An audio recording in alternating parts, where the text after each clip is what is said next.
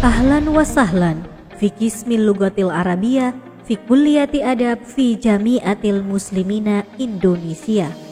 Program studi sastra Arab adalah salah satu program studi di Fakultas Sastra Universitas Muslim Indonesia yang mempunyai tanggung jawab yang besar dalam menghasilkan sumber daya manusia yang berlandaskan visi umi, berilmu amalia, beramal ilmiah, dan berakhlakul karimah. Program studi bahasa Arab berdiri tanggal 22 Januari 1981 berdasarkan surat keputusan Menteri Pendidikan dan Kebudayaan tentang pendirian dan izin penyelenggaraan program studi.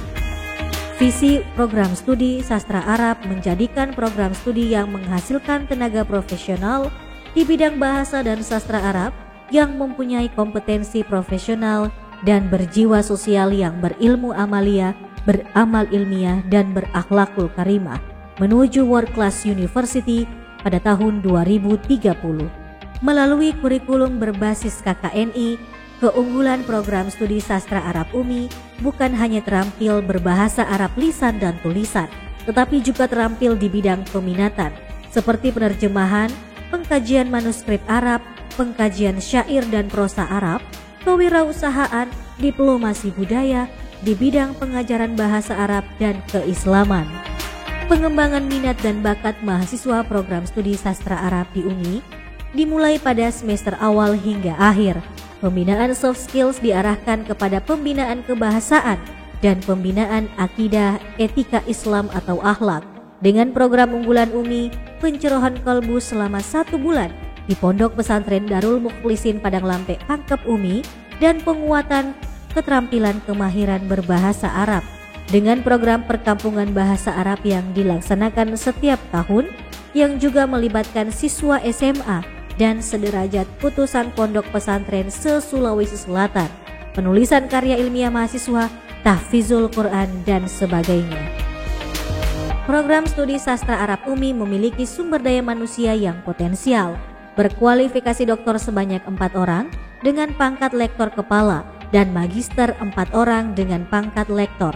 Selain itu, dukungan dosen di luar program studi serta 1 orang dosen bantuan Saudi Arabia.